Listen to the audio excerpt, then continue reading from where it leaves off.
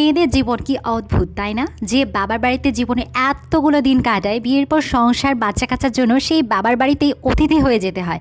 Hello everyone, আসসালামু আলাইকুম। প্রায় 5 মাস পর আব্বা আম্মুর কাছে যাওয়ার ছোট্ট একটু জার্নি আপনাদের সাথে শেয়ার করব।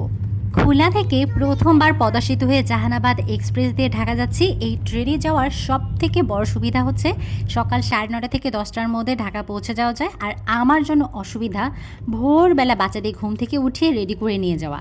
সারা রাস্তা পুরা পাগলের মতো ঘুমাইছি। জামাইকে বলে রাখছিলাম কফি আসলে কফি নিয়ে আমাকে ডাক দিও, কাইন্ড অফ বেডটি দেওয়ার মতো।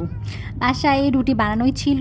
আর যেহেতু আমাদের ট্রেন ছিল ভোর 6টায়, এত সকালে বাচ্চাদের জন্য রুটি ডিম ভাজি ছাড়া আর কিচ্ছু করার আমার এনার্জি ছিল না। এত দিন পর বাসে যাচ্ছি বলে কথা। আগে যখন টানটুপলা মানে বাচ্চা কাচ্চা ছোট ছিল, তখন আমার হাজব্যান্ডের ঢাকায় মিটিং বা ট্রেনিং থাকার সুবাদে প্রায় আম্মুর সাথে দেখা হতো প্রায় প্রতি মাসেই। কিন্তু যখনই বাচ্চারা বড় হয়ে যেতে লাগলো, এত জার্নির ধকল বাচ্চারা নিতে পারে না বলে আমি আব্বু আম্মুর কাছে যাওয়াই বন্ধ করে দিয়েছি। আর বাসায় যাওয়ার পর আম্মু এত খুশি হয়েছে, নাতনি নাতনিকে জড়াই ধরে রাখছে। এখন অবশ্য আমাদের থেকে ওদের আদরই বেশি। তবে বাসায় পা রেখেই বুঝলাম খাবারের গন্ধে পুরো বাসা মম করছে। মানে আমার পছন্দের সব খাবার রান্নার প্রিপারেশন চলছে। চিংড়ি দিয়ে কলার থোর, কচু পাতা ভর্তা, খিচুড়ি, গরুর মাংস, হালিম। আমার জন্য গ্রামের বাড়ি থেকে ফুলকপি এনে ফ্রিজে রেখে দিয়েছিল শুধু আমাকে পাকোড়া বানিয়ে খাওয়াবে বলে। এমন না যে আমি এগুলো খাই না, তবুও আম্মু রান্না করে খাওয়াবে, এতেই আম্মুর শান্তি। আর বাসায় গেলে আমিও এত গোগ্রাসে খাই যে বলার মতো না।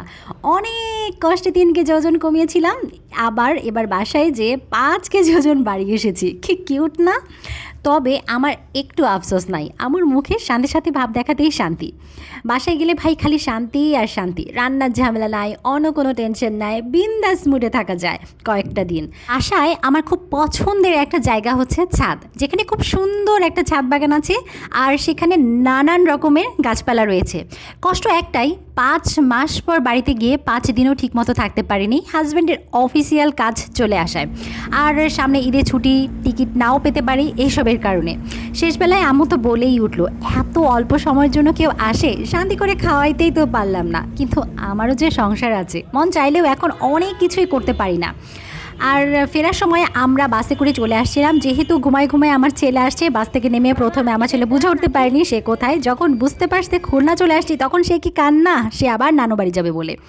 তো ভিডিওটা আজ এখানেই শেষ করছি, দেখা হবে অন্য কোনো ভিডিওটা। Till then, goodbye, thanks for watching.